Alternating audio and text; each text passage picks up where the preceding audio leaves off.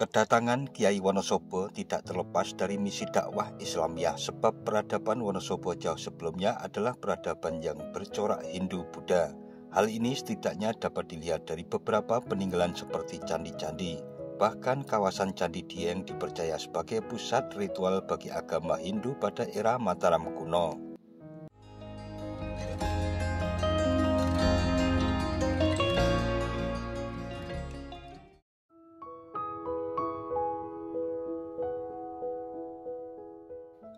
Assalamualaikum warahmatullahi wabarakatuh. Mitra DMTV. Kata Wonosobo berasal dari bahasa Jawa yang artinya adalah tempat berkumpul di hutan. Sejarah asal kata Wonosobo diyakini bermula dari daerah Selomerto. Di daerah tersebut terdapat dusun bernama Wonosobo yang didirikan oleh Kiai Wonosobo. Hingga kini dusun tersebut masih ada dan banyak dikunjungi oleh peziarah yang berkunjung ke makam Kiai Wonosobo, Kiai Goplem, Kiai Putih, dan Kiai Wan Haji.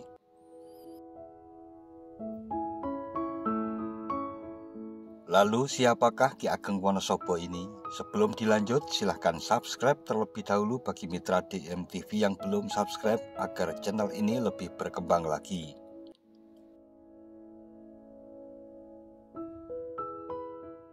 Dinukil dari infakta.com berdasarkan berbagai kisah dan bukti-bukti pendukung lainnya, jauh sebelum Ki Ageng Wonosobo datang ke Wonosobo sudah dikenal beberapa tokoh ternama yang tinggal di wilayah Wonosobo sekarang. Tercatat ada 3 tokoh pengelana, yaitu Kiai Kolodete yang legendaris di dataran tinggi Dieng, Kiai Karim yang melegenda di daerah Kalibeber, dan Kiai Walik yang tersohor di sekitar kota Wonosobo saat ini.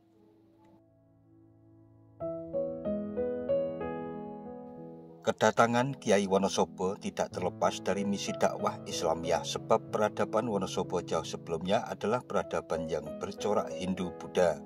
Hal ini setidaknya dapat dilihat dari beberapa peninggalan seperti candi-candi. Bahkan kawasan Candi Dieng dipercaya sebagai pusat ritual bagi agama Hindu pada era Mataram kuno.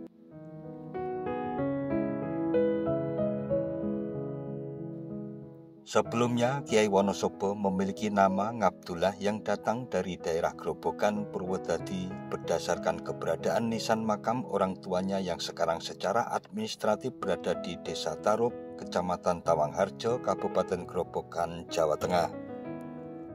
Kiai Ngabdullah sejak kecil telah mendapatkan asuhan pendidikan berbagai ilmu langsung dari orang tuanya, yaitu Raden Bondan Kejawan atau Aryo Lembu Peteng dan Dewi Nawangsih.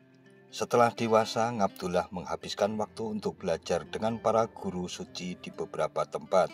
Dalam memantapkan keilmuan dengan petunjuk dari para gurunya, maka Ngabdullah berkelana keluar masuk hutan dan gunung yang wingit untuk tetirah dan topo broto.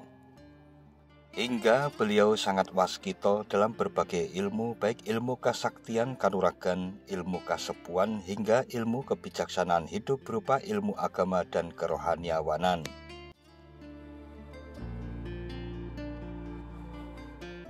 Kekeramatan Kiai Ngabdullah tidak terlepas dari sanad keilmuan yang lurus dari para guru wali suci di tanah Jawa dan didukung dengan cikal bakal bibit awal yang mengalir dalam darah hasil perpaduan nasab seorang sayyid yang merupakan keturunan Nabi Muhammad SAW dengan nasab dari Wangsa Rajasa.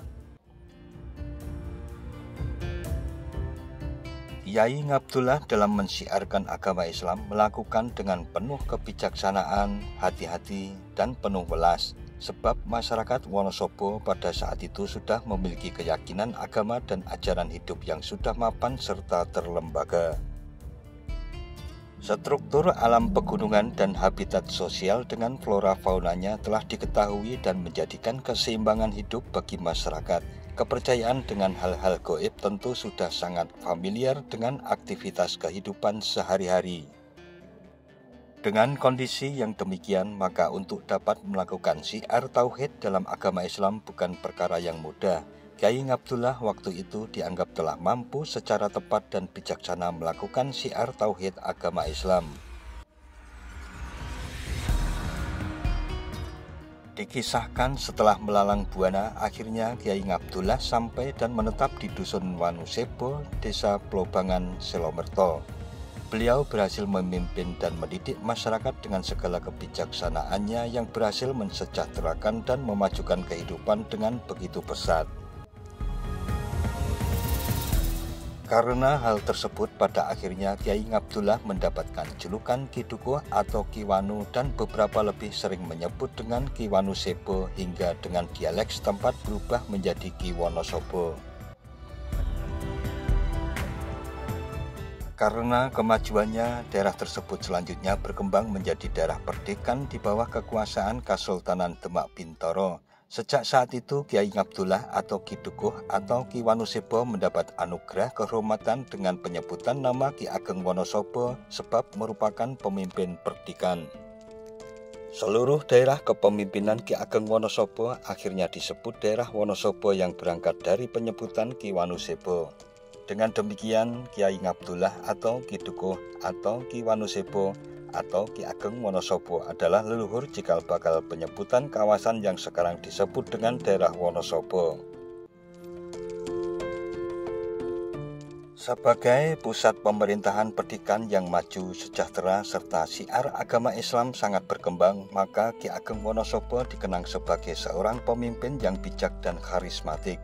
Ki Ageng Wonosobo sendiri secara silsilah ke atas adalah salah satu putra dari Raden Bondan Kejawan atau Lembu Peteng yang menikah dengan Retno Dewi Nawangsih, di samping dua lainnya yaitu Ki Ageng Getas Pendowo dan Nyai Ageng Ngerang atau Nyai Siti Rohmah atau Nyai Roro Kasihan. Jika ditarik lagi ke atas, maka leluhur Ki Ageng Wonosobo adalah Prabu Brawijaya V dalam Trahwangsa Rajasa dan Syekh Jumadil Kubro sebagai Sayyid keturunan ke-10 dari Al-Husain cucu Nabi Muhammad SAW.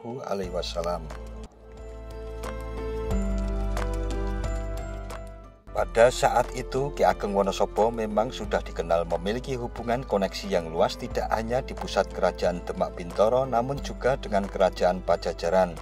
Sehingga dalam pernikahannya dengan Dyah Plobowangi konon yang bertindak sebagai walimatul ursi atau nasihat perkawinan adalah Syekh Aling Ahmad Maghribi, seorang ulama kerajaan Pajajaran yang masih punya hubungan genealogi dengan Husain bin Ali bin Abu Thalib. Bersumber dalam lansiran rodovit.org, dalam pernikahannya dengan Dyah Plobowangi maka Ki Ageng Wonosobo memiliki keturunan yaitu Pangeran Pandanaran atau Pangeran Made Pandan yang menikah dengan Nyai Made Pandan yang merupakan cucu Sunan Giri, berputra Ki Ageng Pakringan yang menikah dengan Rara Jinten dan berputra 4 orang yaitu Nyai Ageng Laweh, Nyai Manggar, Putri, dan Ki Juru Mertani (ini versi 1). Kemudian Ki Ageng Saba yang menikah dengan Nyai Ageng Saba memiliki putra 2 orang yaitu Ki Juru Mertani atau Adipati Mondoroko dan Nyai Sabinah (versi 2). Ki Juru Mertani menikah dengan Ratu Mas Banten atau putri Raden Joko Tingkir, berputra 3 orang yaitu Pangeran Manduro, Pangeran Jurukiting, dan Adipati Jogoboyo Banten. Kemudian Nyai Sabinah yang menikah dengan Ki Ageng Pemanahan yang berputra 26 orang, salah satunya adalah Panembahan Senopati yang merupakan raja pertama kerajaan Mataram Islam dari 1586 hingga 1601 yang selanjutnya dikenang sebagai peletak awal genealogi dinasti Mataram Islam yang masih lestari hingga sekarang adalah Kasunanan Surakarta Hadiningrat, Kesultanan Ngayogyakarta Hadiningrat, Puro Mangkunegaran, dan Puro Pakualaman. Menurut Dr. Purwadi M. Hum, dalam darah Wonosobo mengalir dalam diri raja pertama Kesultanan Mataram yang ditulis melalui kagama.co menyebutkan jika perubahan status perdikan Wonosobo menjadi kadipaten adalah pada saat pengukuhan Ki Ageng Wonosobo sebagai bupati pertama yang memerintah antara 1489 hingga 1529.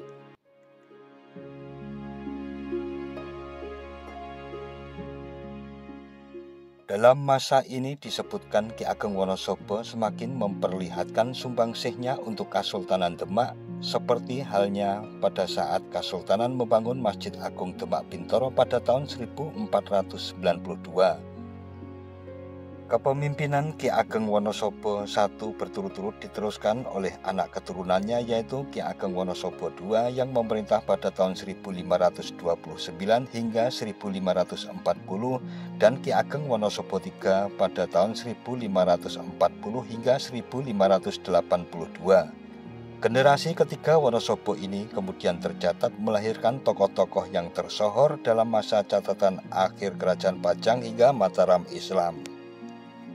Seperti dalam pernikahan Ki Ageng Wonosobo III dengan Roro Janten melahirkan Nyai Ageng Laweh yang menikah dengan Aryo Pangiri, Bupati Glagahwangi, Nyai Ageng Manggar yang menikah dengan Ki Ageng Giring, dan Nyai Ageng Sabinah yang menikah dengan Ki Ageng Pemanahan, dan Ki Juru Mertani yang tersohor sebagai penasihat utama Kerajaan Mataram Islam sekaligus pamomong Panembahan Senopati ing Alogo.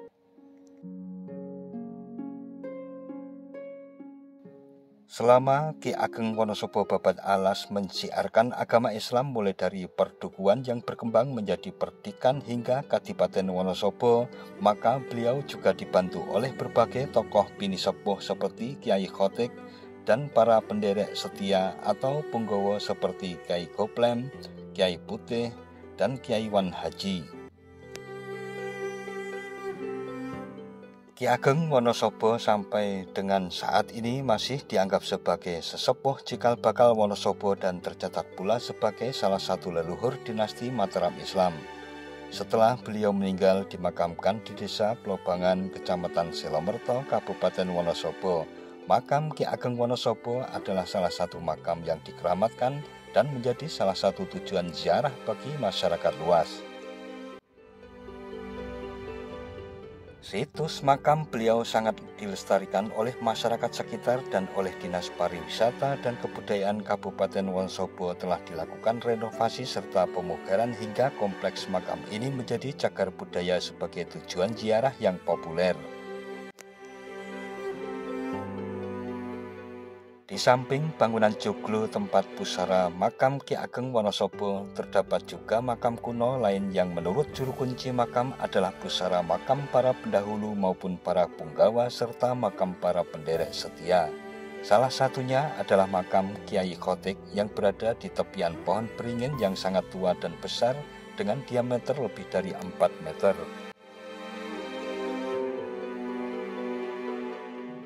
Di sekitar pusara ini juga terdapat artefak nisan kuno oleh juru kunci makam dijelaskan sebagai pusara makam dari Kiai Goplem yang kini sudah dalam cungkup, kemudian Kiai Putih dan Kiai Wan Haji.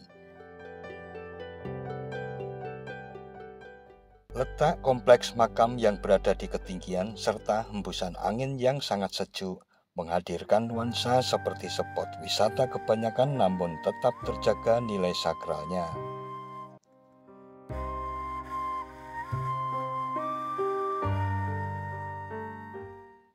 Dengan berziarah ke makam Ki Ageng Wonosobo, semoga kita dapat mengingat kepada akhirat selanjutnya dan dapat menarik pelajaran berharga akan kehancuran dunia dan kefanaannya. Semoga kita semua mendapatkan ampunan dan ridho dari Allah Subhanahu wa Ta'ala. Semoga bermanfaat dan wassalamualaikum warahmatullahi wabarakatuh. Lahul Fatihah.